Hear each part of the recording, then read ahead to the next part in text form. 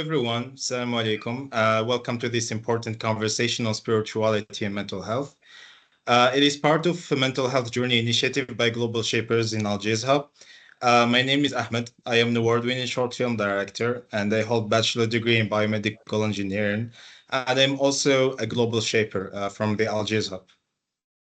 Hello, everyone. My name is Bilal Ahmed Ali. I am a psychologist and also a member of Global Shapers. I'm very happy to be here with very interesting people, and I'm sure that this conversation today would be very enriching and very informative. And Thank you so much, also Bilal. be one of the moderators with Ahmed. Thank you all for joining. Thank you, Bilal. I'm very happy to join you in moderating today.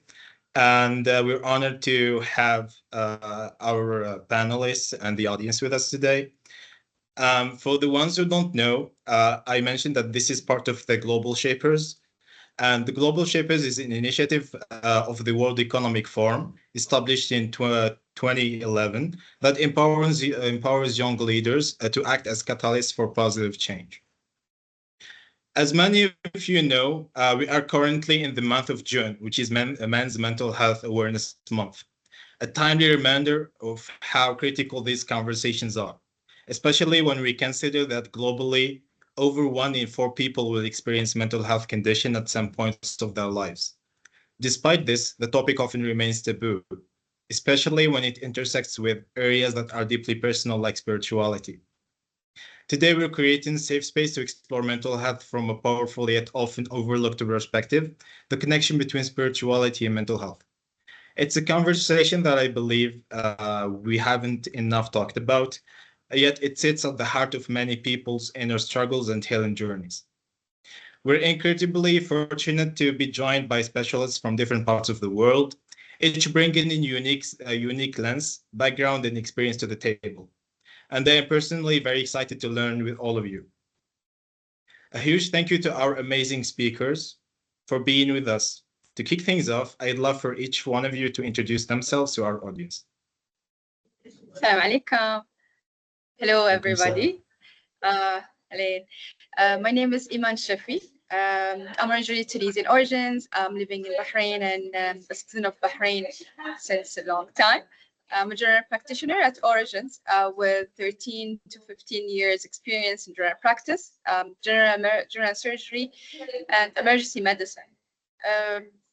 Going through medicine and life and COVID time, realized that I love medicine and I also have a passion to elderly population. Through COVID time and afterwards, I got my diploma in older person medicine from the Royal College of Ireland.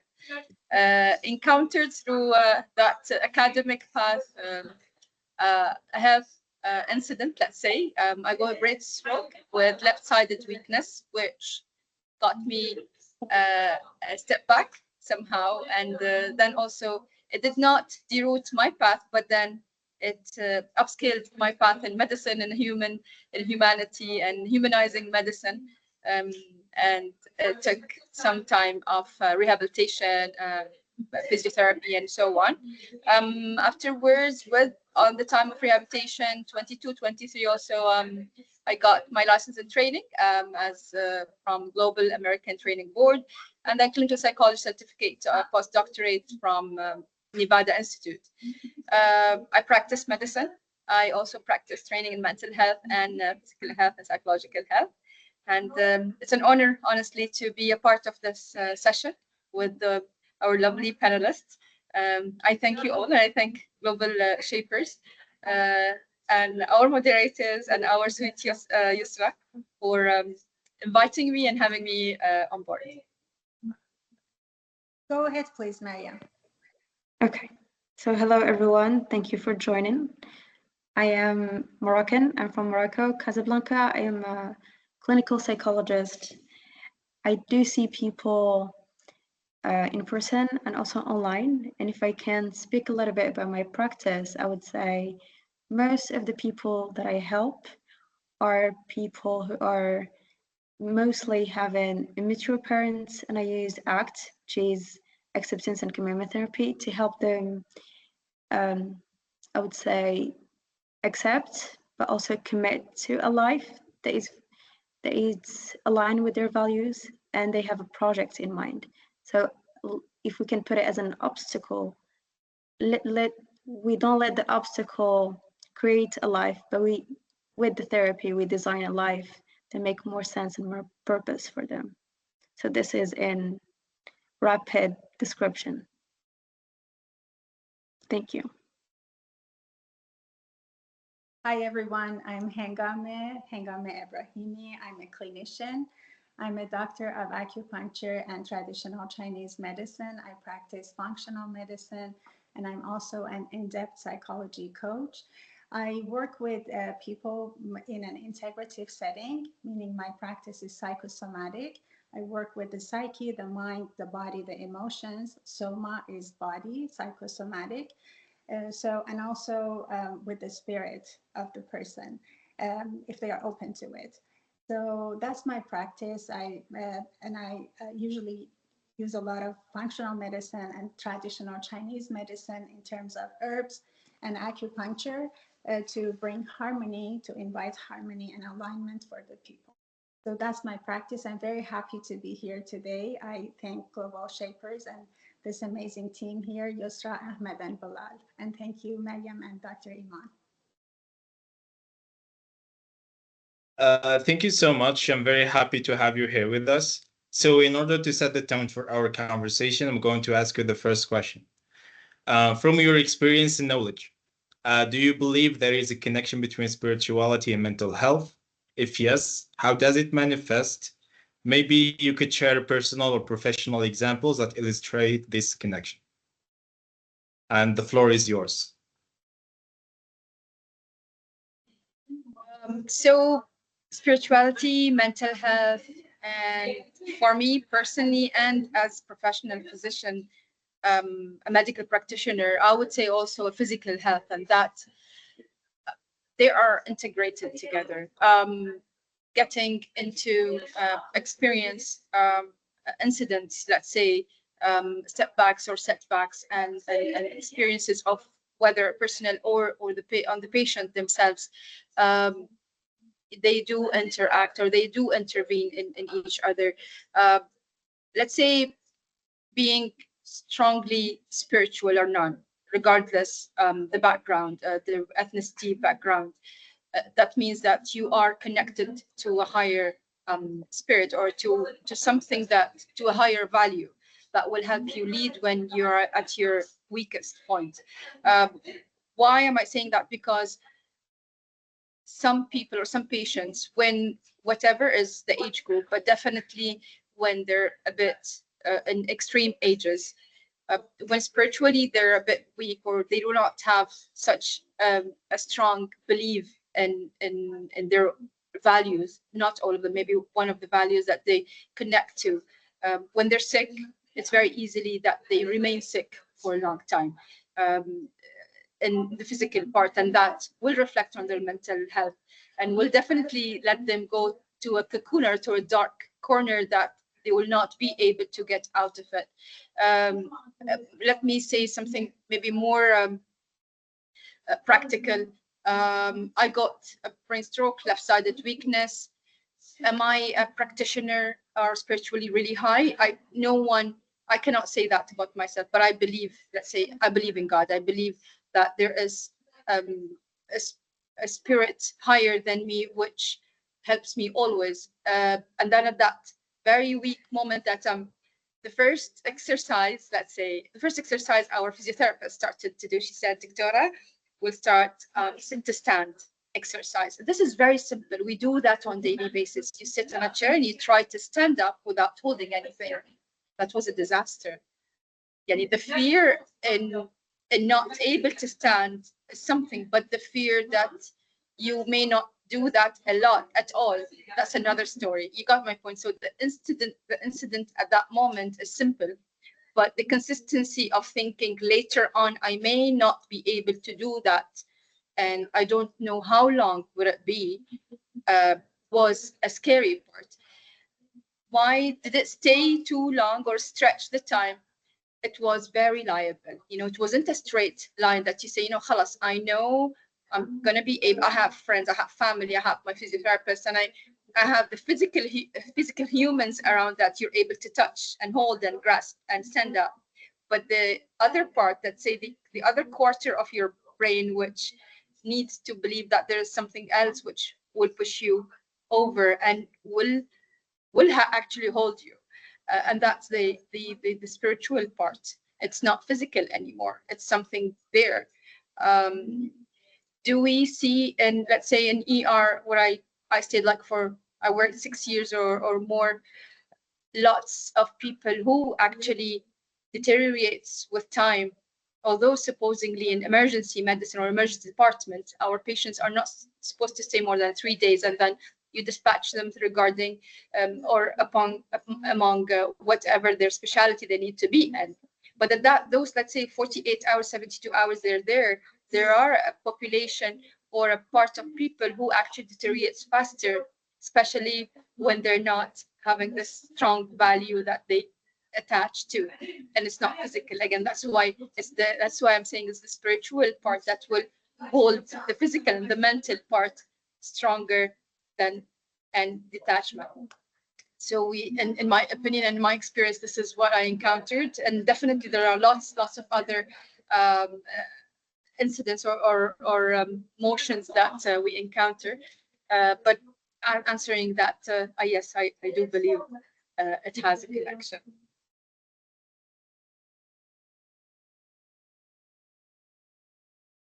As a follow-up, if I can just ask a follow-up question to Dr. Iman. You work so much with elderly people, and you have like a very great project coming up to work with elderly people. Do you implement the spiritual and spirituality with that project you are working? Actually, one of the first questions I learned to re-ask, when you're a physician, when a doctor, because people like to say, when I go to a tabib, he asks me, how are you? And definitely, the patient is coming to you, they're not well. But that's a question that even an elderly, when you tell him, how are you? He will not, or she will not answer you the way you want to hear it. They're not going to tell you everything they feel. So changing that question to what happened today or anything to just distract and then bring that into what they have done. And then trying to read the patient when they're coming in, whether they're walking, whether they're on wheelchair. And this is maybe I'm not answering what you're asking. Give me a minute. I'll get back to it. But trying to give yourself as a physician or as a psychologist or as a psychiatrist or whatever healthcare professional you are in which field, trying to read the patient coming in the door, walking on a wheelchair, on a bed, that will make a 20% understanding, reading the expression and the physical part, to know how to enter this to dialogue. And then from there, you're able to detach a bit the puzzle to know what is it really they have, or what is it really bothering them? What is it painful? Is it the heart? Is it the mental part? Because asking a 77 or an 80-year-old, one of the first questions I try to ask, so who's with you? Who's coming with you? Like a son, a daughter, sometimes it's a granddaughter or grandson. And then it depends on what's the answer. Sometimes they just smile. It's like they're very proud and they are brought by their granddaughter. The difference between that, the answer of that human being at that moment and the relative, because that it's all connected. When they're younger relatives coming, they're just cozy, they're just listening to you and listening to whoever is a patient. And then trying to drag the conversation when the human being or that elderly is has strong beliefs. Sometimes they're not real beliefs, but they believe in it. Sometimes it's not the spiritual belief, but they believe on that medicine. And I'm not at that moment there to change that belief, but I'm trying to find a way to deroot somehow, because that is not functional. Would I say that population is vulnerable? They're more vulnerable in two senses. First, because they have strong beliefs and they've been 80 years of age. You can't come and change that belief. if I say مثلا for an elderly who's coming Friday morning, they try not to come at prayer time. Let's say the Muslim part.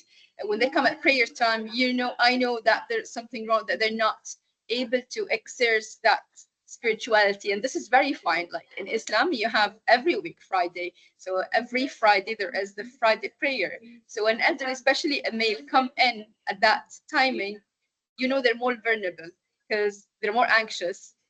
They're really angry, but it will not show. What will show when you ask them, did you take your medication? And that will connect to why I did not take them, or they will not answer, directly. The other part of that population is they are stubborn, even if it's wrong, because for them, they endured their whole life with a specific understanding. In the spiritual part, regardless, as I say, regardless the ethnicity, the way they answer back and the way you listen to them will lead you and give you keys and clues to how to treat. Do they need me to treat or no? Because sometimes they do not need a physician. They just need to adjust some medication, or they actually in depression, and whatever they are there with is not physical anymore. They're out of the physical part. It's the emotional, the social, the mental part. It is a bit easier when they're with younger relatives. It's really difficult when they're with siblings, son, daughter, because they become like they're defending, because they're trying to help and they're trying to be around that human being or that elderly, but they're always defending, and this makes whatever dialogue and whatever treatment a bit difficult, because of it's a taboo, as you started saying, and yes, it's still a taboo. So it makes a difference with elderly. It's very critical. I feel, in my beliefs, it's more critical, more sensitive, but it works. When you listen, I was telling one of the students, I was like, just give 5 minutes more, just to listen to know what's his background. That's what was an elderly who's in his 80s, and he used to be in military. So high ranked, strong personality, and suddenly they're chair-bound. So to reach to give the dialogue and get information, you had to really give a bit more time, and for him to trust that they need help. And yeah, and this is how it is with elderly people.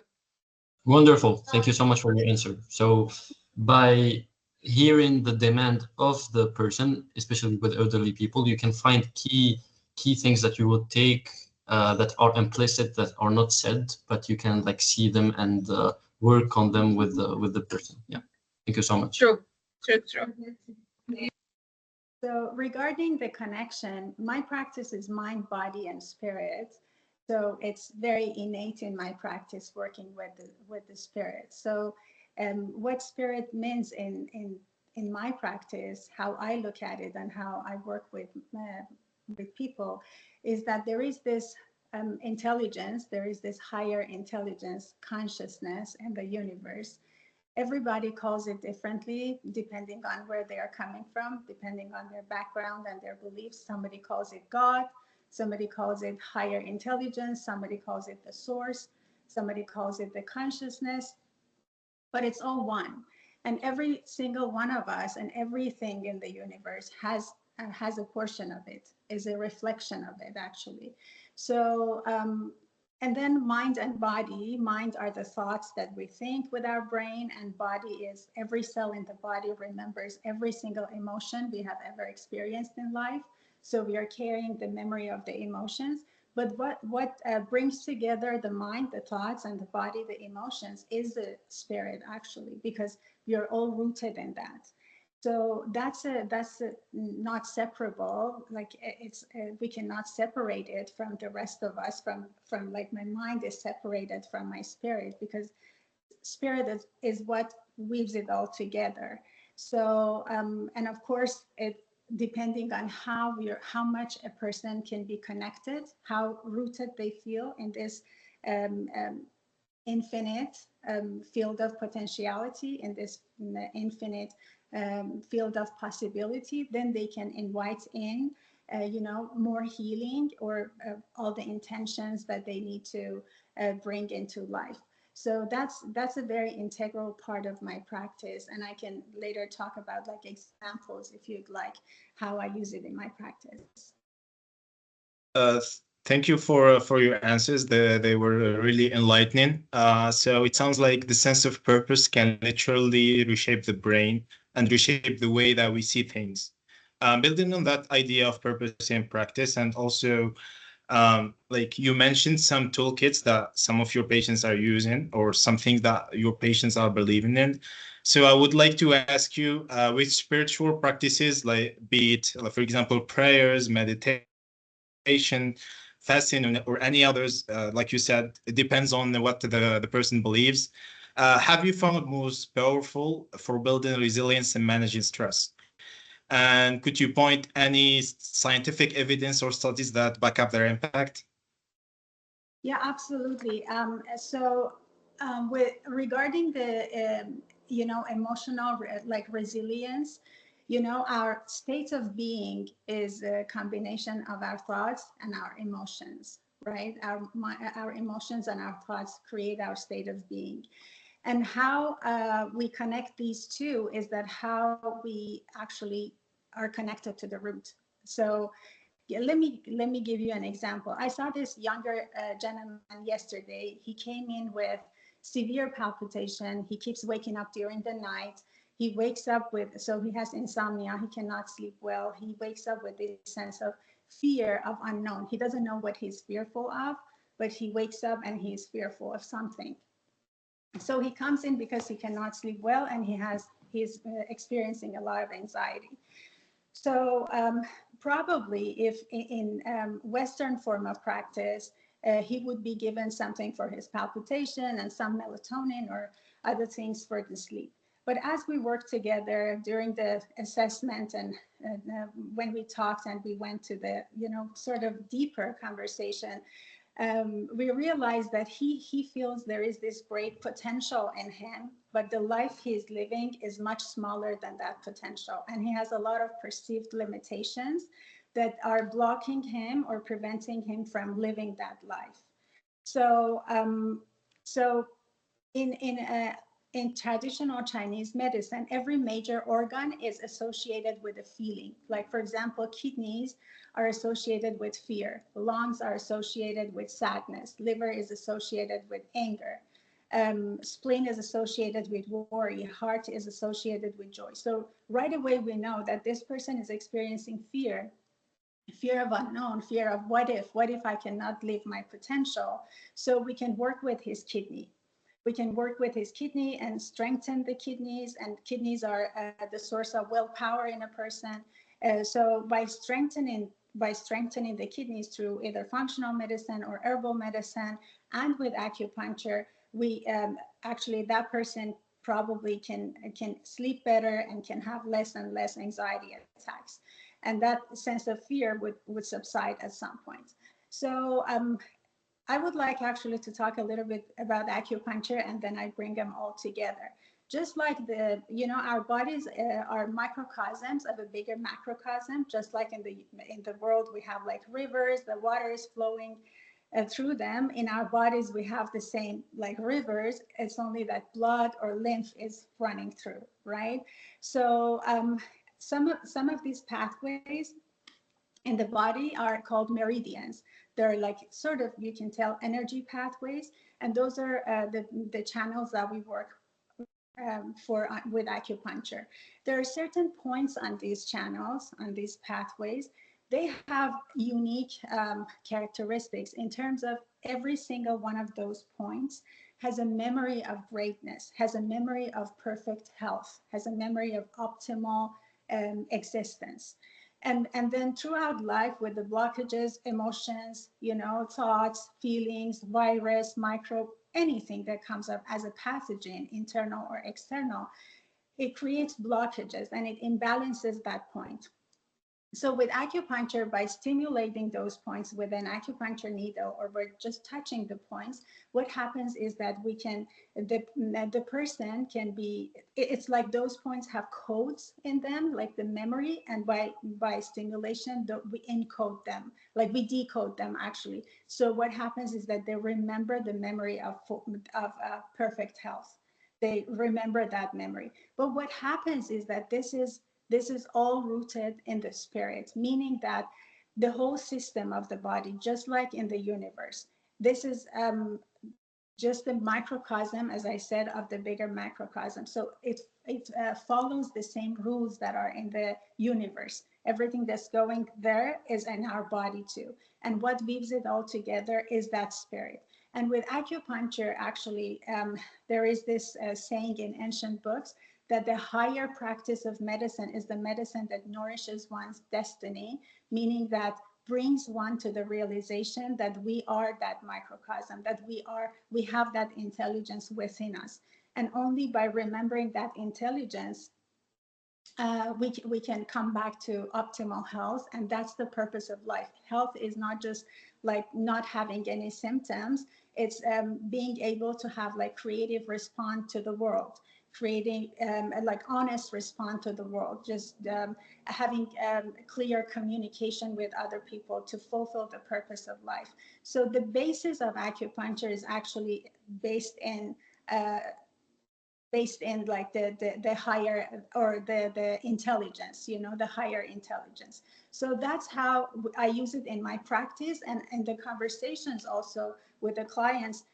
It's always like realizing the self and the wholeness of the self, and how it can actually fulfill one's purpose. So everything we do in the conversations, everything we do in the practice, is to bring the person, or invite the person to come to that wholeness, to be more rooted in that spirit, or in that intelligence. Great. So that's how I do it in my practice. Great insight. Thank you so much, Hangami. I would love to give a bit of the floor for Miriam and ask her about, do you think that spirituality could be seen more of a coping mechanism, or is it more than like a way of life to achieve well-being? Okay, thank you for the question. And it's a very interesting question. And before even I answer, I am enjoying the conversation so far from seeing different perspectives. So this is a great topic. If I speak from my expertise, I do see spirituality and religion as a pillar of life.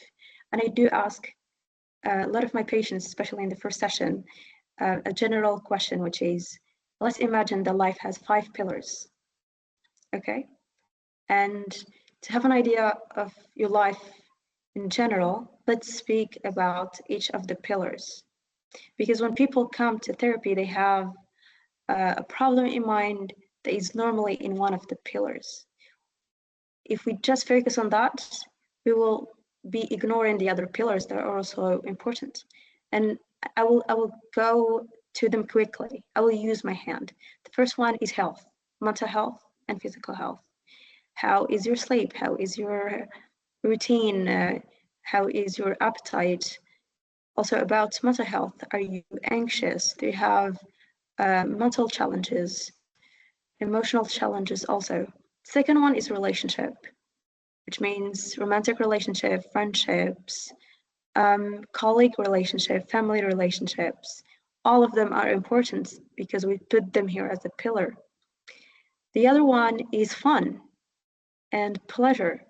Do you do activities for fun and pleasure?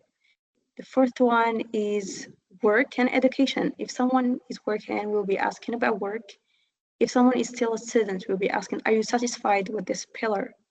Let's say the fifth one here is religion and spirituality. When we give patients this question, they have this, I would say, focus of, okay, I am coming here with the purpose of only working on this problem. Now that I'm seeing my life as pillars, I want to work on 2 pillars now. It's hard to work on them all together at the same time. And it's interesting that they all connected. And if I invest in one, it will have a snowball effect. And when I am asking clients about religion as a pillar, from that question alone, I am assessing whether religion is important or not, and how religion is affecting their mental health. And I do see it as a great tool for well-being. So this is a quick response. I hope that it's very clear for all of you. And if you have a question to clarify more that, I can go more. Thank you so much, Miriam. So they are all interconnected and each gives to the other. And if one misses, so you will find like a dysfunction. Thank you so much for your answer. I would love to go back to Dr. Iman and ask her the same question I asked Hanga, that Abdurrahman asked Hangami. So when we talk about dhikr and prayer and meditation, are these spiritual practices enriching for the person and could enhance the well-being of the person?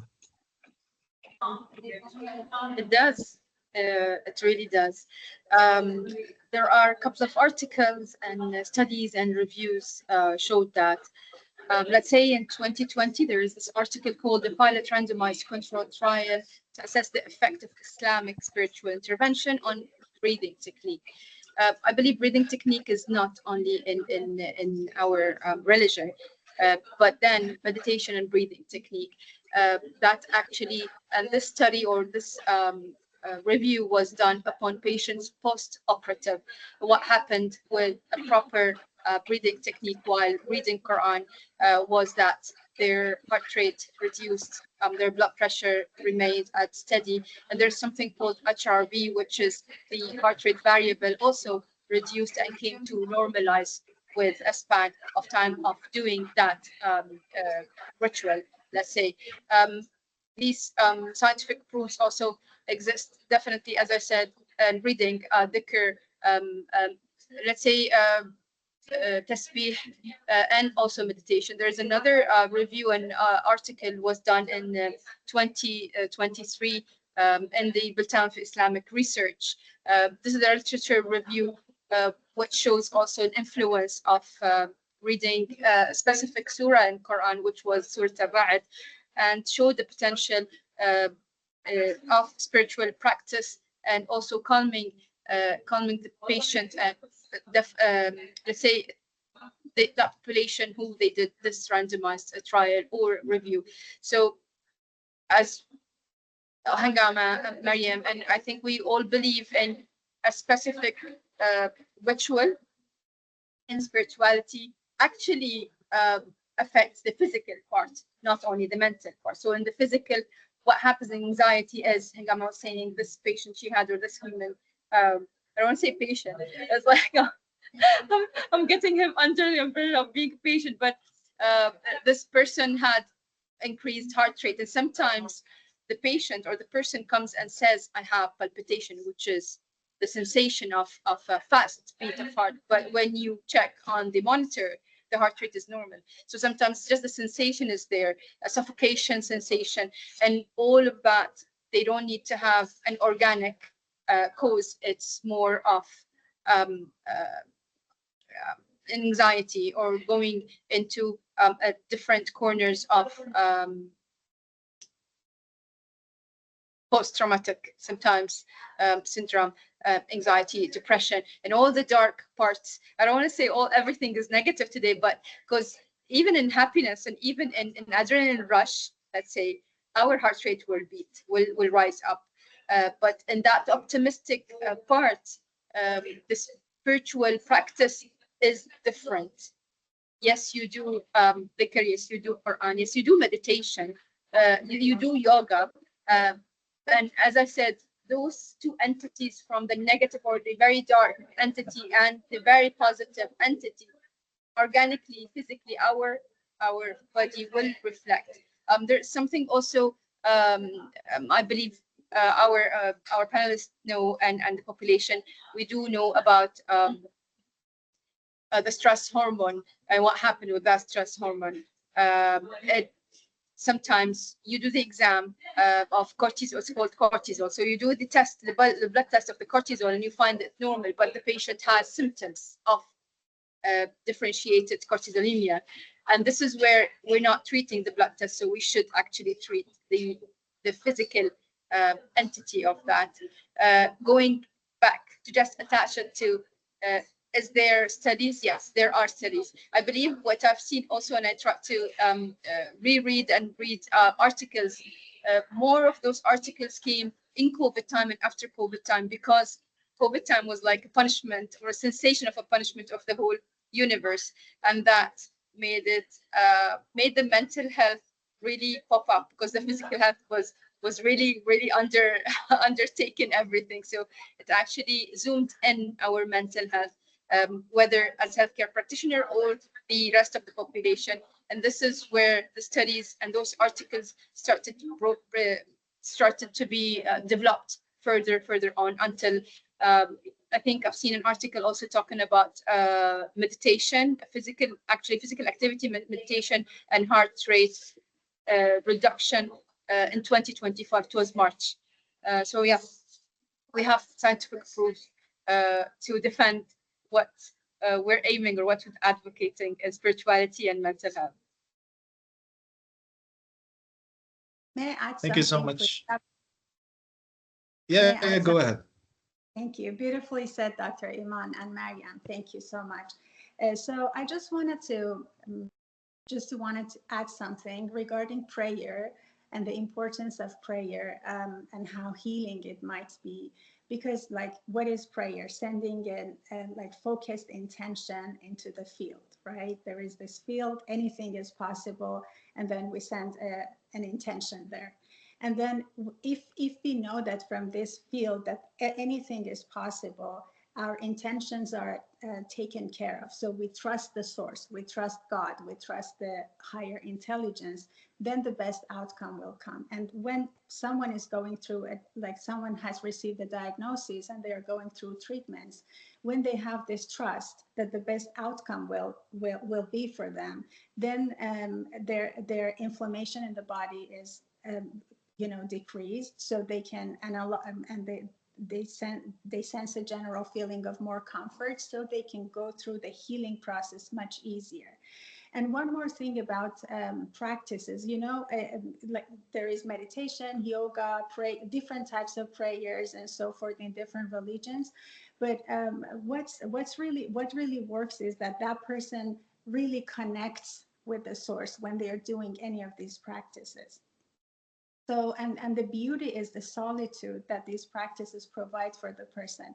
The general culture nowadays is that just think positive thoughts, just do, have this intention, go for it.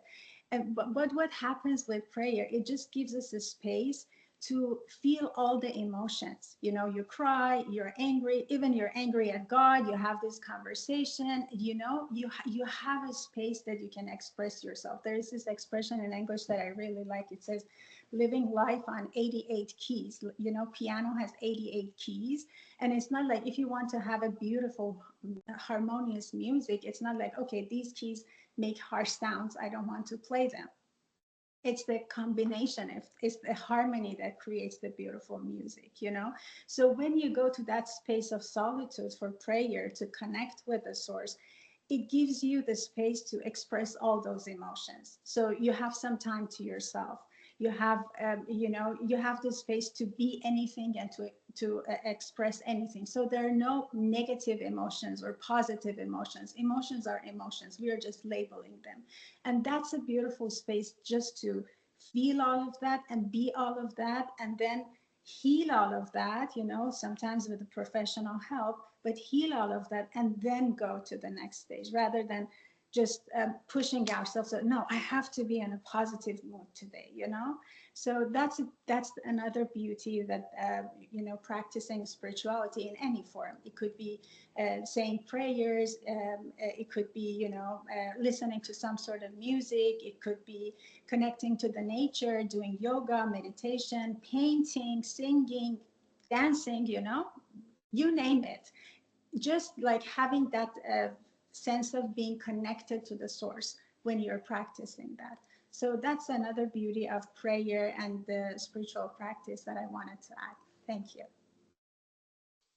Thank you so much. Thank you so much. And what you said about harmony and being grounded and going always back to that source is something that we all need. And in some ways, just sitting on the grass and just enjoying like your presence there is also enriching for the self, for one, and it would enhance the well-being. And now we talked about all the like this positive side of spirituality. I wanted to ask one question. My question is, do some cultures and some societies interpret some mental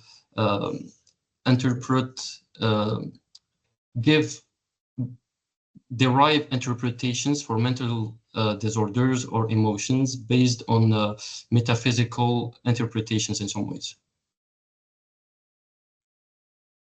So, just to rephrase my question, in some societies and some cultures, we tend to interpret mental disorders or like emotions or anything with by saying that they are in some ways evil eye, jinn, all of these. Do you think that it's just a bad interpretation that some societies do, and how can we try to give sense to them? Yes, this is an experience that we can relate to, and I would say, first of all, it's nice and important to notice that psychotherapy and psychology is a new field. It was not like 200 or 1,000 years ago. It's a new field. There's still researchers. We still in updates. There are more tools that were used before, and now we're not using them. And there are more tools that are bringing in therapy because this is new and we are still experimenting. Second of all, if I take, for example, Morocco as a country,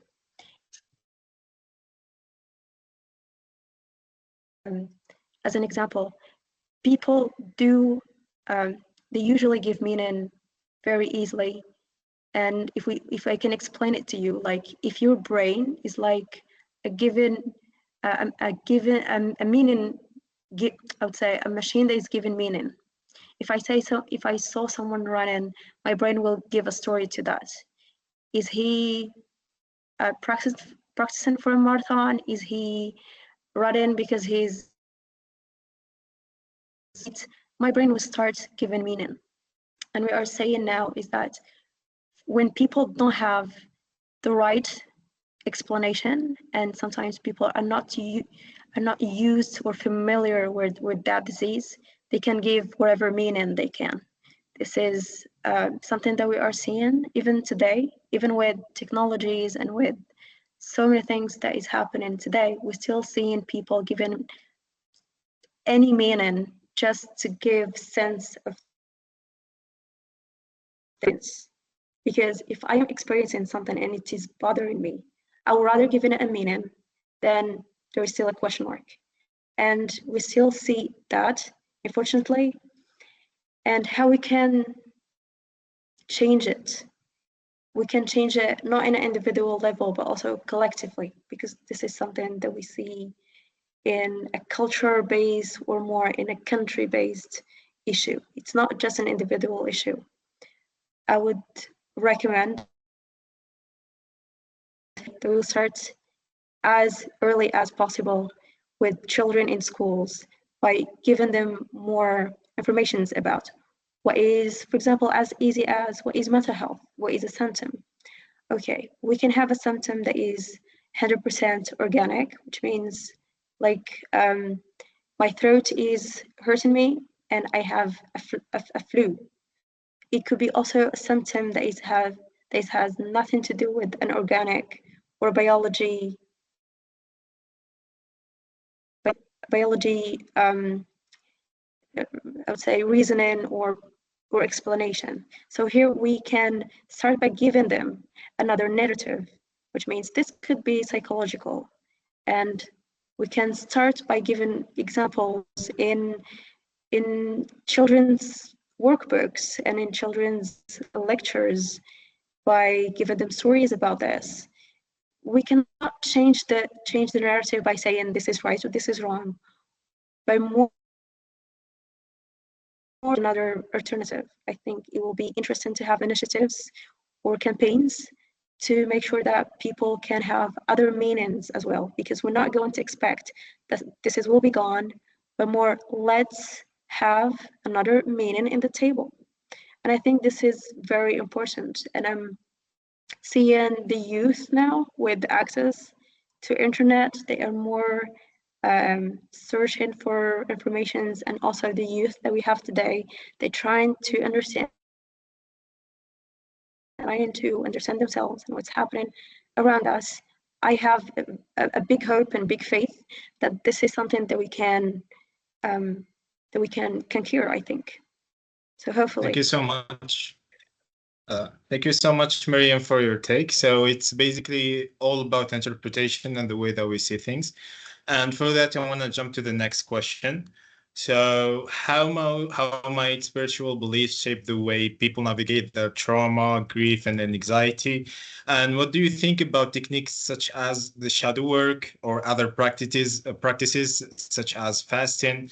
Like, how can these practices can support healing and bringing harmony to the body, and healing from trauma and grief?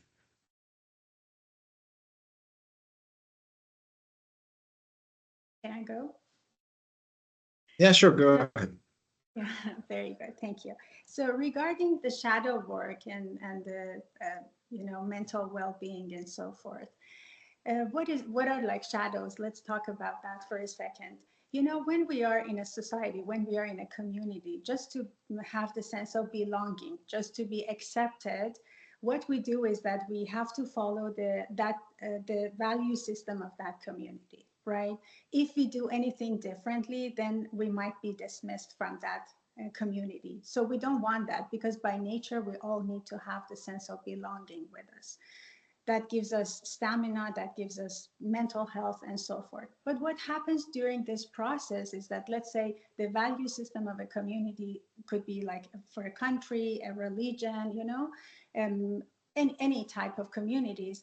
Let's say the value systems is that, oh, jealousy is so bad, lying is so bad, So the person, because they want to belong, because they want to be accepted, says, I'm not jealous, and jealousy is so bad. So every time they experience that emotion or that feeling of being jealous, or if they need to tell a lie, they push it somewhere, because they don't want to be that. They don't want to be that. They don't want to be seen as that. But that's the truth in that person. That's the truth in all of us. All of us have all these emotions, all these feelings.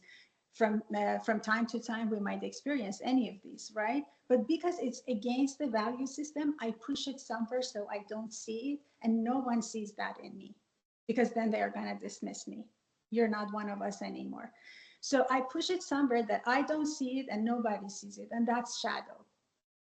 So shadows are not bad, are not like dark. It's just a part of us that we are, that there is no light on it, so we are not seeing it. That's why it's called shadow. So shadow work is that when we look into the wholeness of the person, when we see what they are not, what aspect of themselves they are not living. So we look into that, through some techniques, some work. We look into the shadow work, and going back to the spiritual practices. In every spiritual practice, when you stand in front of or before higher power, when you stand before God, doesn't matter what you've done, what you've said, how you felt, you are accepted 100% fully as a person. And you can go back to that source as many times as you want, and you're always accepted. You're never rejected. So because that source sees you as a wholeness, as a whole, with all the ups and downs, good or bad, dark or light, whatever, So the practice of shadow work is bringing that wholeness back to the person. Like, it is okay to tell a lie from time to time to save your life. It's okay to feel jealous from time to time. It's not like it's separated from us. Just observe that. Just know that you have it, because when I'm ignoring it, when I say, I never tell a lie, I never feel jealous, then it creates resistance for me. But when I know that I have it in me, I can lie sometimes, I can be jealous sometimes. When I know that I have it in me, then I can choose. Then I can choose. Then I'm not ignoring any parts of me. I say, yes, I can lie too. So if someone is lying, I don't want to just dismiss them. I have compassion for them. This is a human being with all the possibilities of a human being. So I come to the realization that each of us is a whole being. And then I start making choices. So it's not that I have resistance against anything. It's just that I'm coming to it with a choice. Now I don't tell a lie, not because I'm saying I'm not a liar. I know that I can lie too, but I choose not to. So bringing that wholeness back to the person, bringing that person back to true spirit. Yeah, so that's the shadow work. That's the shadow work, sort of in a nutshell. Yeah. Connecting the person back to the spirit and to their wholeness, basically. That's the practice of shadow work. Thank you so much, Higami, for your insight. Based on your answers and based on what you just said, could we think of mental health struggles as crisis of the soul, and what might that framing reveal? Yes, absolutely. Very good question. Yes. Crisis of the soul in terms of an opportunity, in terms of like, this is an opportunity that life is giving this person to look at themselves, to look at their journey, their soul, and see what's missing because when we are going through life, in every experience we might leave a part of ourselves, a part of our heart, a part of our emotions. So there is this thing, it's called hero's journey or heroine's journey. Joseph Campbell for the first time introduced that. And this journey has three major components. The first one is the invitation, basically, is departure, but it's the invitation. What happens is that the person is living their life, they are happy, they have a routine, and then something happens. They receive a diagnosis, stage 3 cancer, God forbid, something happens, somebody steals their car, they lose a job, they lose a partner, they lose a loved one somehow. So that crisis, when that crisis happens, that's in this school of thought that I'm speaking about, that's actually an invitation from the universe. That's an invitation. Okay, come here, let's sit together, let's see what's going on. Sometimes these callings are not received by us, and we feel so devastated. But then, with the help of a professional, we can see this as an opportunity to look into ourselves deeper. Sometimes these things, when they happen, they really destroy a person's soul, or soul can never be destroyed, but their stamina for the time being, And then what happens is that if they accept the invitation, they start the journey. And then the challenges start, Then they feel like half of the world is their enemy. Things are not happening for them. They have to go through these treatments, like, let's say, chemotherapy for oncology patients, and they start losing hair, they start losing, a lot of things that is not familiar with them is happening for them. So it's like a constant battle. So that's that part of the journey. And then the person has to, at some point, find response to this. How can I take care of this? So when they look back at what they knew and was familiar to them, all the conditionings, as Mariam was saying, all the conditionings that the person has to be looked at again. So new definitions have to be introduced. So with these new definitions, they can go through those challenges. And then the last part of the journey is the return. part of it. The second part was initiation with all the challenges and so forth. And then the last part is the return, just as like a phoenix rising from their ashes. You know, they go through this journey, they lose a lot, but they know themselves better, they know their capacity, and then they come back much wiser, much stronger. They have a lot more tools in their toolbox now. So that's how it is actually. The crisis of the soul could be also an invitation.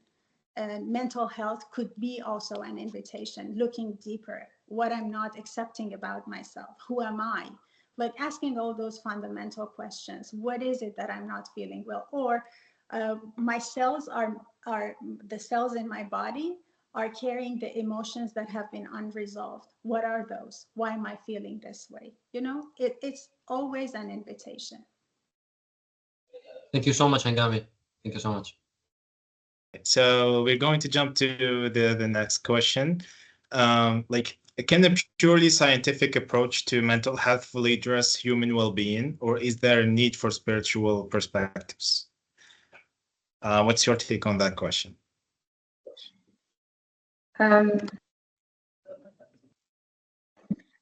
Before answering, I will give you two things in mind, okay? I would love everybody to also take the time to reflect on these two things, and then we can have all of us, is it a yes question or a no question? First of all, when I was learning psychology, they were give us tools and way of explaining things as universal, whether people are religious or not. So even with therapy, when we, for example, plan a treatment plan, we have a universal plan, I'd say, but also lies on each person. And also the second thing that I want to share also is for people who are religious, one of the things they do that also therapy is given to people is I would say purpose and meaning. We can find in people who are using therapy and in people who are religious. Let's give the example of Islam. Sometimes people have so many questions about why this happened to me or why I'm experiencing this. And from reading Quran or from a story of a prophet, they will start giving meaning to what is happening for them. Okay, I'm accepting that I'm not understanding this, and I'm believing that God is the best of planners, and there is a wisdom behind this. For example, this is an explanation which gives meaning and a purpose for life. Therapy is doing actually the same thing. We rewrite stories because people, when they experience something, they give it a meaning, and that meaning can be, sometimes can have a bad impact on someone's life and someone's well-being. In therapy, we are rewriting the story. We're giving it a new perspective, and we are giving it a new purpose and meaning for people to move forward. So having, I'll say, an Islamic perspective or religious perspective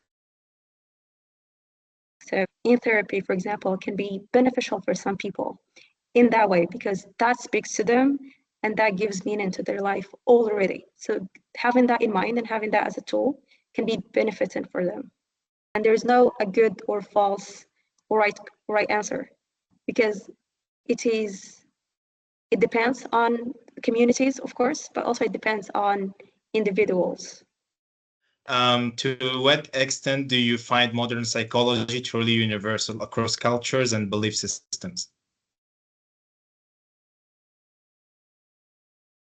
So modern psychology is an integrated health model.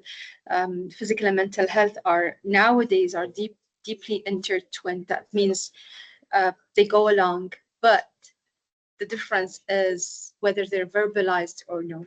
And this is the difference between communities, countries, regions. Why am I saying, I was going to say post-COVID, but then because COVID was a universal boom. So that universal boom brought a lot of people together, and a lot of meanings or brought up lots of definitions to the surface. And this is where, again, it's unified somehow. Lots of universities understanding, hospitals, healthcare systems, to say, you know, mental health is number one, that reflects on the physical health, but it is not well verbalized spiritual connection to mental health and then the physical health, you know. So it's a vicious circle. Actually, we're going around and around, but it's just whether we say it, whether we utilize it.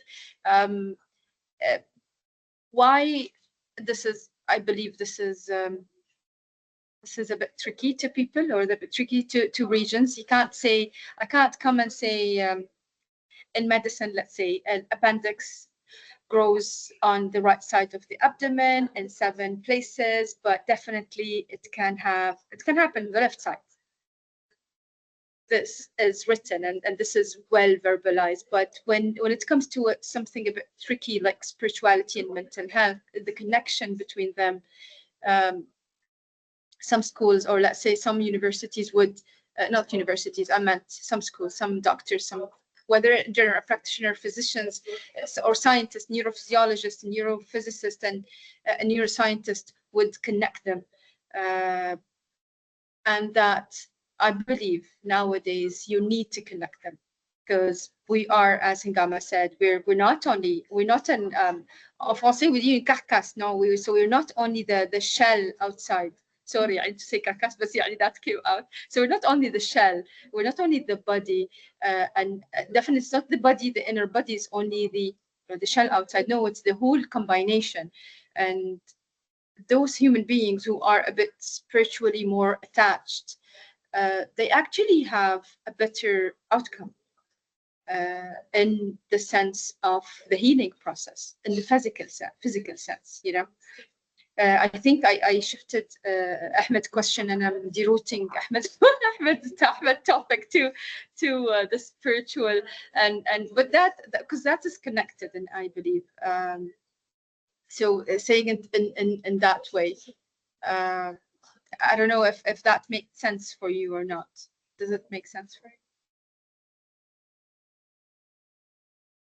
Yeah, it did make sense. Yeah, thank you. You got my point. Yeah. Do we utilize all the tools in clinical psychology or in psychotherapy to help the mental part? Not everyone. We all studied, like, let's say, medicine studied medicine, functional medicine studied functional medicine. The important thing is to understand where you're able to combine, and you say, my background, my experience, and the tools I have are needed to be used in our nowadays. Like, we're 2025, so you can't be utilizing 1996 tools in our modern.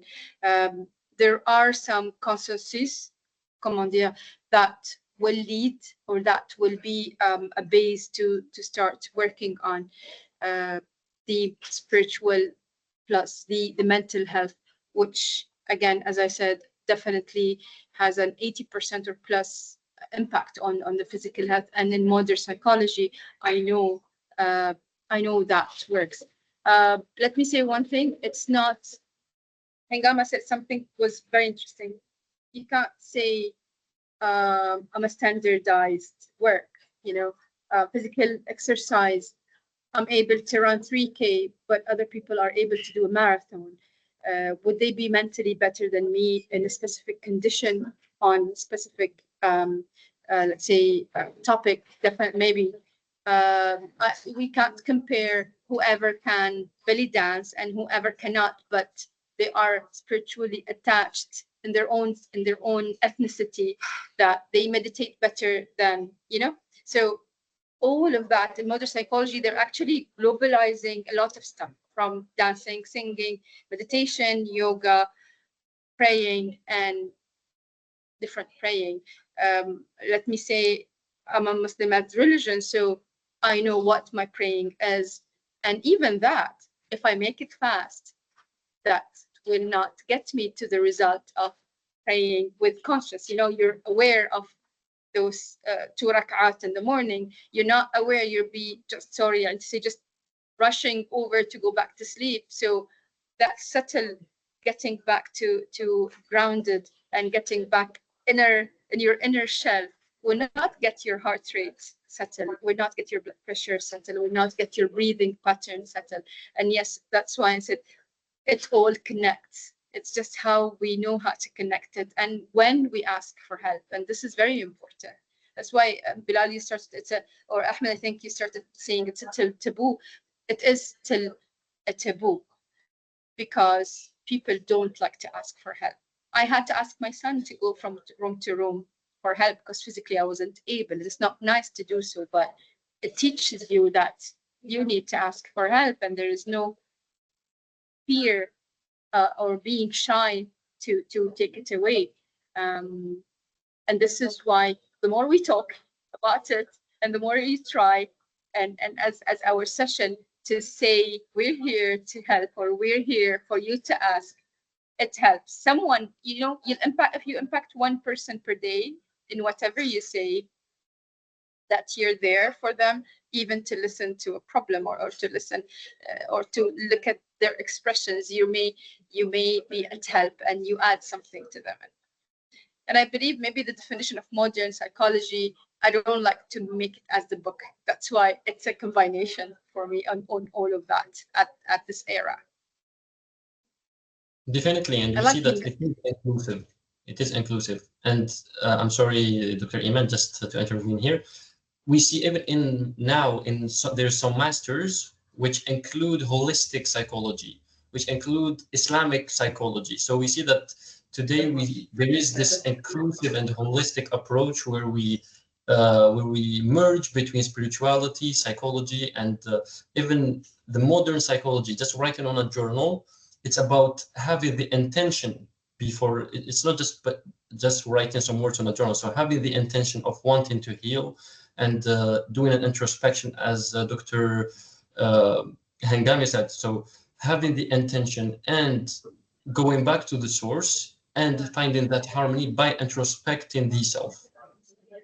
I keep saying it's not I'm advocating, but I keep insisting on it, maybe nagging sometimes to our patients. If I don't give you antibiotic because you don't need it, but you keep saying I'm still sick, you'll stay sick. I'm sorry.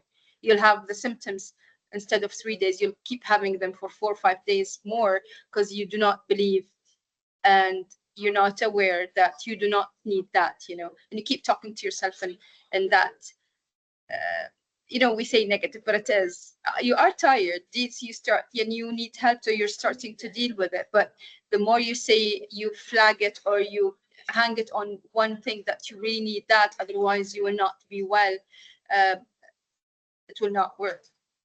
Definitely. I keep telling them it's like you're putting all the medication in a gurba بالعربي we say gurba مخرومة. It's like something, it's like a whole bucket. You just put that, because some patients, they're like this, you know, they have these beliefs. I have fever, I need medicine now. Okay, the medicine will work, but please go drink some ginger, go rest at home. No, I need to go back to work. You'll be sick, you'll stay sick.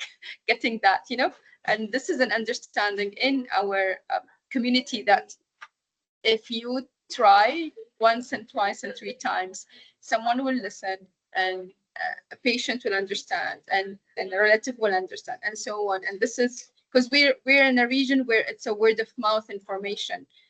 Yes, everyone, maybe like there are 60% who would want to read and listen to podcasts or listen to a book, but we're still word of mouth. So if that information is correct, and it is not a fearful, or let's say it's not a very pushy to a materialistic, it will work. It will be a help for the humanity. Yeah. Thank you so much, Iman. And now to sum up our conversation, I wanted to ask you how, like, we have the psychological frameworks, and it depends on different cultural perspectives and where the people are coming from. So how can we integrate all these diverse cultural and spiritual practices, and how might this integration shapes the future of mental health? I'll tell you from a physical medical point of view, and in an Arabic region, let's say, because we are very authority-based. This small entity, let's say, I keep saying two things in medicine and educational. They are very spiritual, and then the physical, both of them. So if it starts from higher authority and implementation of specific regulation, that will definitely help.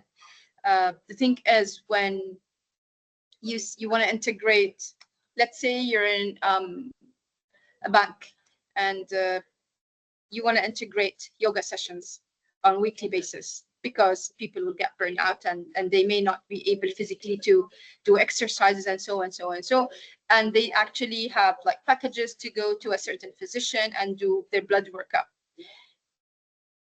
The understanding of doing yoga in that community should be a globalized understanding and more a fine understanding. It's not only exercises. The repercussion of yoga or meditation or breathing session will have on your physical health. It will have an effect, and it will reflect on your attitude, very simply.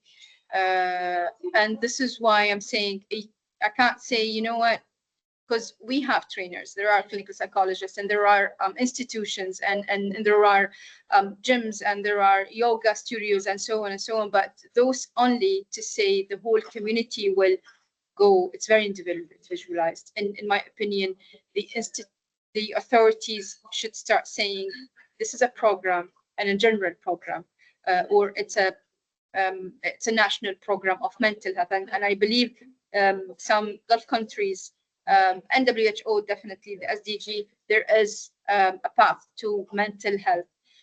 But how the interpretation and how implementation on the ground, this is where it's very different. It's very variable from country to country and community to community. But when you start saying, we have this program and this implementation of, let's say, there's this is, I think, a Western thing. I've seen it once or twice. There's a couple of institutions and startups, they made a room, glass, how do you say it? It's a glass room for people when they're angry. They just go shout and then go back out. That works. That really works. It's awkward, but that works. It's not meditation, but it's a breathe out thing. Would I say, you know what, every institution has to have that room for venting? Maybe. But it's not me to say it. It has to be somehow global, nationalized authority. I repeated that, but I believe that, because even if Hengama would agree in something that, say, every educational institution, from ministry to schools to universities, they need to have every 2 weeks, let's say, a session of whether breathing or meditation or a functional medicine to come and talk. But it's not the talking part, because that people that are doing that, people come and talk, but the practice is not there. Everyone come and talk, but there's no practice. So yeah, it's the practice. It's the out of the talk. It has to be practice. So in an Arabic world, if it needs sometimes a regulation to say, oh yeah, we have to, and then it will be implemented. And this is a bit sad, because you just need to make it as a rule, and somehow it becomes aware of, if you make it an obligation, you need to show them, like global shapers need to show educational system, you know what, this session works, let's make it in universities, because you can't see the difference. I don't want to take a long time, but you can't say, I'll start with youngsters, and if the adult is not understanding. So you try to make the middle aged, university year age, the youth people, because they verbalize more. So when they verbalize, it will reach. I'm putting the ball to your field. خلاص. Okay. Thank you, Dr. Iman. May I please add something?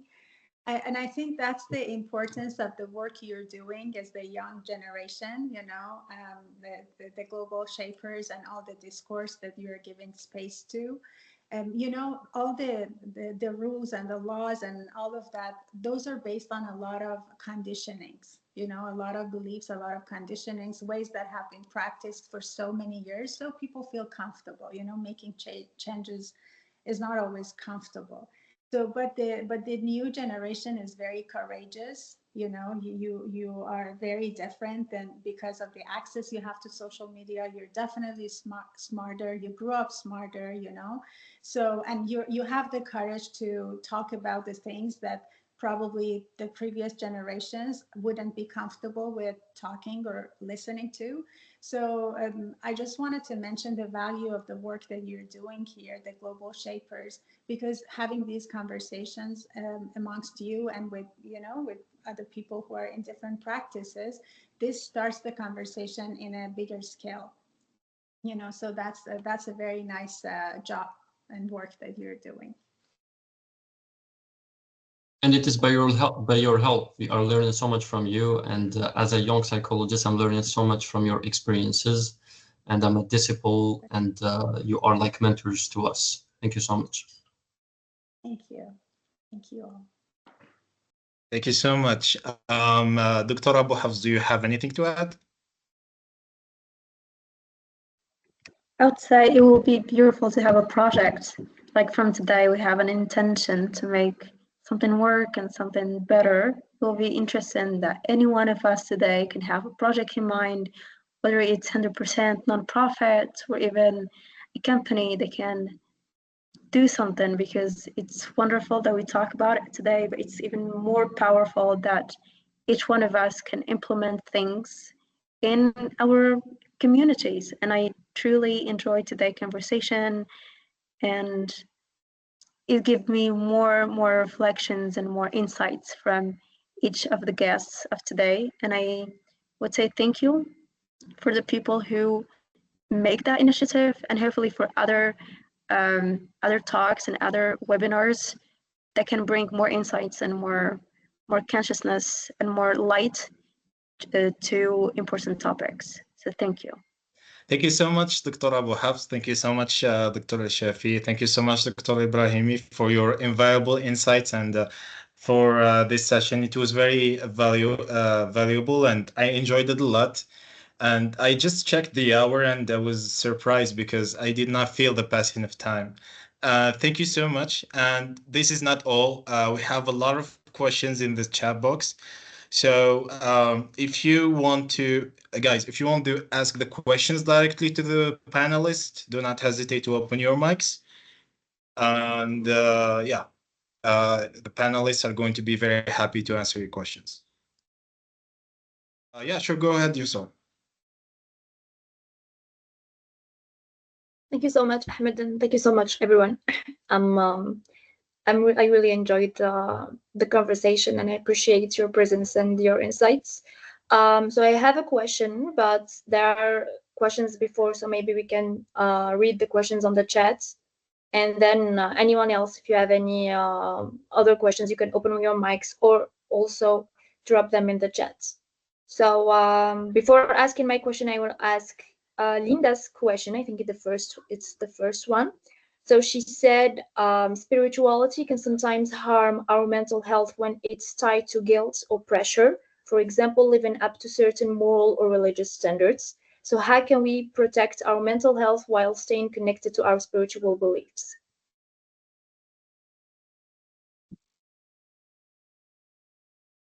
Can I answer this question from my perspective? Please. Yeah. Thank you. Please. So, of course.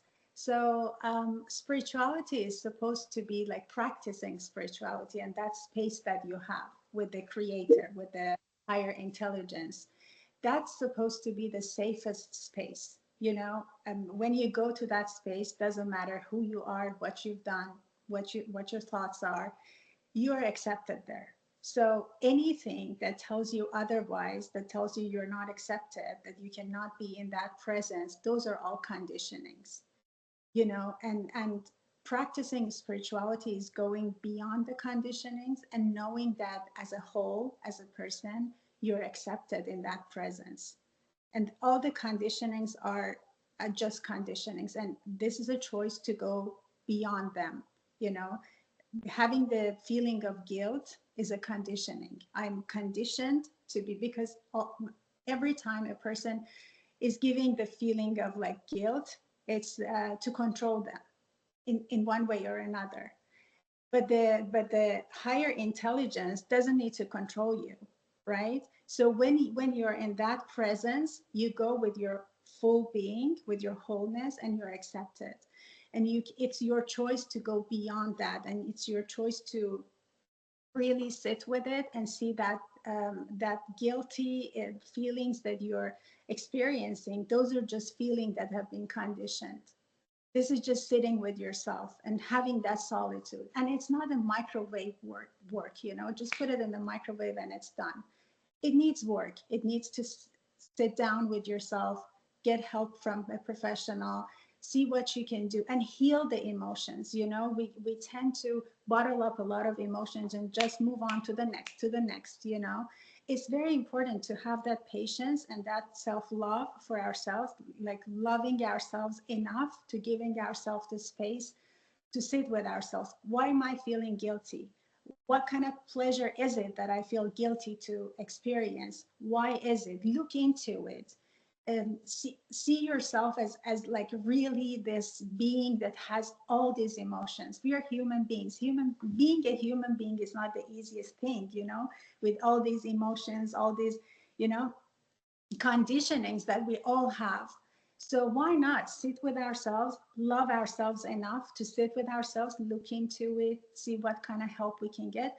And always, I really invite all of us, including myself, to always remember that standing in front of that presence, being before that presence, doesn't have any conditioning. I can be anything, anyone, and just be there and be 100% accepted. So that's a warm, kind place. So it's just a choice. How am I looking at it? Thank you.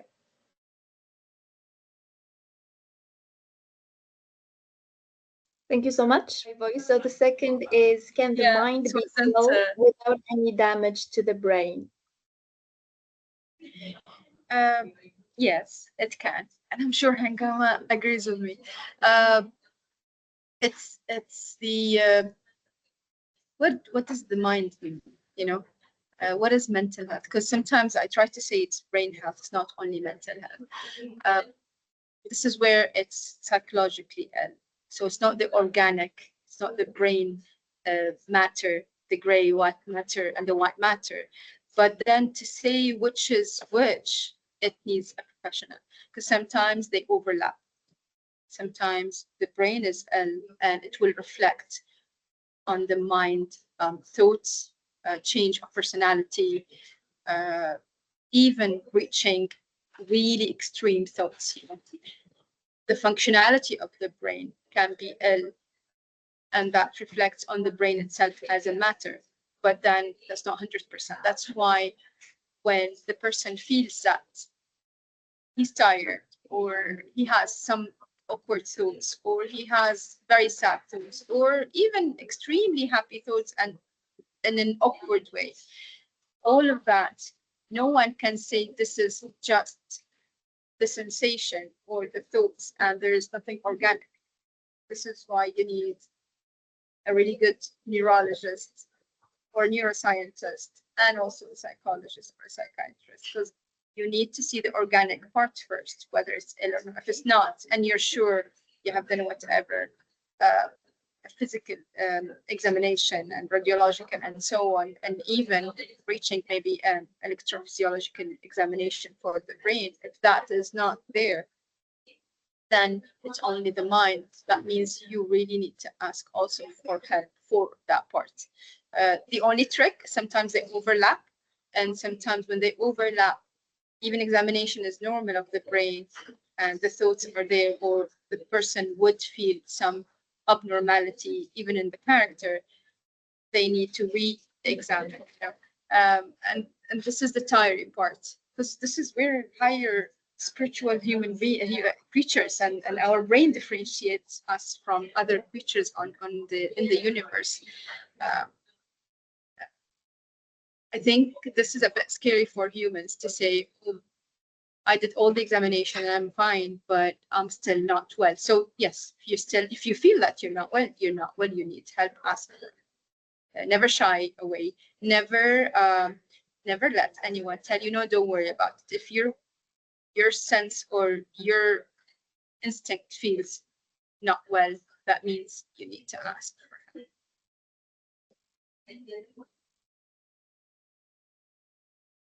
Thank you so much. Amazing. I think there's a new question in the chat. So, how could a person under pressure with weak mental health, as in resilience, deal and survive a healthy life within a strict and harsh environment?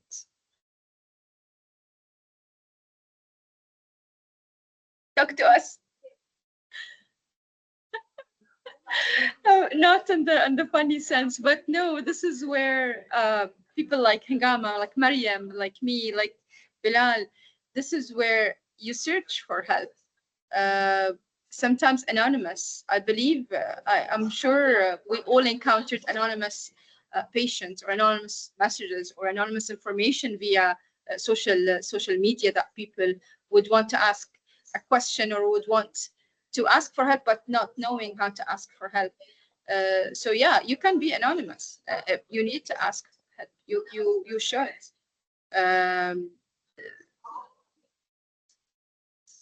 I don't want to take the whole answer, but yeah, I'm sure Hangama may have further on. Yeah, that was beautifully said, Dr. Iman. Thank you. Yeah. Thanks a lot. Thank you. So I have another question. Maybe it will be the last one. So you all have mentioned the positive impact of having like a source to connect to and that strong belief for something. So from a professional perspective or a therapist perspective, is it really needed for a person like to have that belief to heal?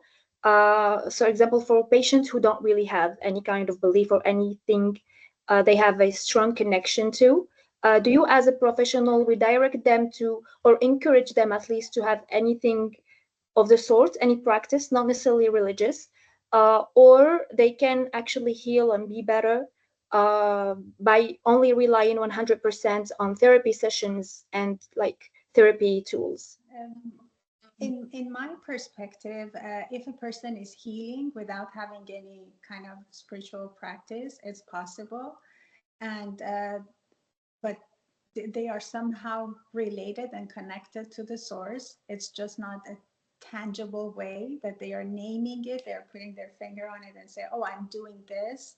But somehow they are aligning themselves with that source, because otherwise there won't be healing. You know, you might not be able to pinpoint, okay, these are the practices, this is what's going on. But I'm not a therapist, but what happens in a therapy session is that the person is bringing back, is it being invited back into alignment with themselves, bringing harmony to their being, right? So that in itself is being connected with the spirit. Anyone who is aligned, anyone who is harmonized, any mentality that's coming back to the source, any person that's becoming more stable, that in itself is being connected to the source. So that in itself is a spiritual practice, because it's bringing the person more and more to the wholeness of their being.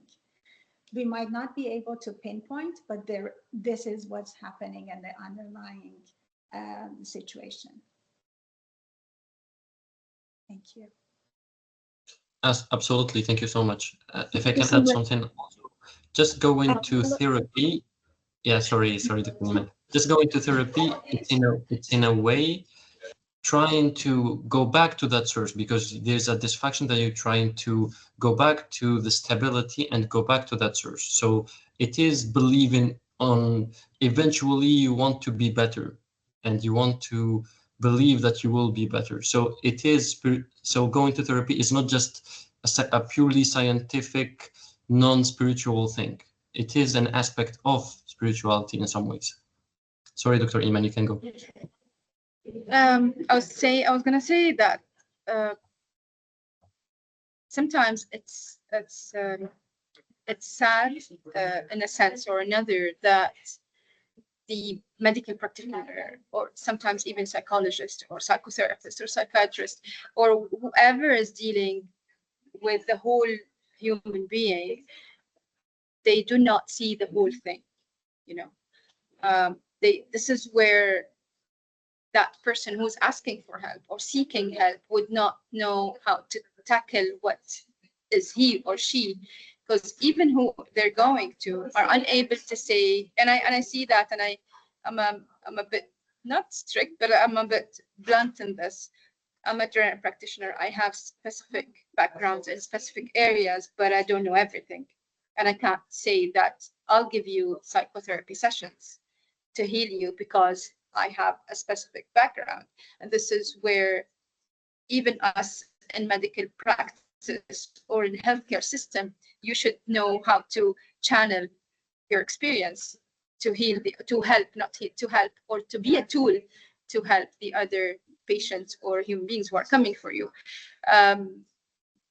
Again, as Hingama was saying, believers may not believe in the spiritual part that we're talking about, but they may believe in an idea or a value, and they tackle that, or they want to flag on that, and on that thought or on that value to heal themselves. Is it wrong? No.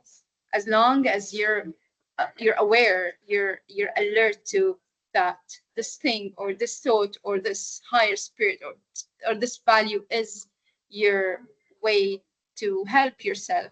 Yes, please do get that. Does it mean you don't believe in God that you will not be healed? It doesn't mean you don't believe in praying. Each human being has their own thoughts. I believe our way or our role is, when you're like dusting out, you dust out thoughts. Because sometimes a human being knows where they're going, but it's just very foggy and very dusty. So you're unable to, even if in psychotherapy sessions, Bilal, what you're doing, some people, you just give them a hint or a clue, and they're able to grasp that and dust away whatever and start not following, but getting benefit of the therapy or the session. Sometimes it's just a clue, or it's just a key that you may give the way you say it. You may say the same thing to another person or another patient, it will not work with, So this is where it's very individual. But we all, as creatures, we believe in something. You touch it, you don't touch it, there's something that you believe in. And this helps shwaya when the person who's trying to help realize that this is very individual, and you don't stereotype all the patients or all the human beings are the same thing. You can't. This is where we sometimes physicians go wrong. When you stereotype everyone's the same, or and this is the awareness for us also to be sure that what you're doing is trying to help rather than drowning back or withdrawing back the person in front of you. Beautifully said. Beautifully said. Just like you said, that everyone believes in something, and the idea of just believing in yourself is already something to applaud. Thank you so much for your answers all. So if no one has nothing to add, I have a question. Yes, please go ahead. Yeah, sorry. Okay, so I wanted to ask Ebrahimi, doctor, about like your practice in acupuncture, and how do you deal with a patient that does not have an actual belief in spirituality, and they come to you, and you make them, or you convince them that this is coming from a place inside, like for instance, you said the patient with palpitations, with kidney problems, and that it was coming from a place of fear that they had. How do you do that? Is it through talking sessions, or I'm really interested? Thank you so much for your interest. and for Sorry, the que- just I'm sorry to interrupt. Just to say that Dr. Mariam Abu Hafs has to go. So just thank you so much for your presence today, for your insights, and yeah. So just to say that because she has she needs to go, and we can continue. Thank you Thank so you much, so much. Dr. Abu Hafs. Thank you. Thank you so much, Mariam. Thank you. Thank you so much, Mariam. Thank you. Thank you. So yes, so I don't convince any patients. I don't convince anyone of anything, and I don't have that intention in any of my sessions. What I do, excuse me, is that through having a conversation with them, going through the assessment and I make a diagnosis. And through that diagnosis, I start treating them with acupuncture points, as I explained. You know, every point has a memory, every point has information. So we just need to awaken the point. And if there is a blockage on the pathway, we take care of that. We take it away. If there is deficiency, we nurture that. If there is excess, we soothe that. So all of that. So we bring harmony and stability to the body, basically. So that's the practice of acupuncture in general. So that's what I do. I don't talk to them about like trying to convince them that they need to be connected to the source. The practice of acupuncture itself is bringing the source to the patient and bringing the patient to the source without even having a conversation with them. I practice classical acupuncture, which is a type of acupuncture, like which is the original form of acupuncture, because after communism in China, spirituality was taken away from the medicine, which is a huge component of it. So I practice the sort of original form, which is very much connected to that. So the practice itself is that, and it's up to the person if they choose to have those types of conversations. The work I do is with the shadow work, as I explained. I work with the mother complexes, with the complexes in general, and with the inner child and so forth. So we do all that work, and to see what kind of emotions the person is holding on to. But that conversation happens only if the person is open to it. So there is no intention or attempt to convince anyone of anything. And everyone with any background. And I live in California, which is a very, very diverse community here. So I see people from all walks of life, all religions, all ethnicities. I mean, many religions, many ethnicities. And my practice is open to all.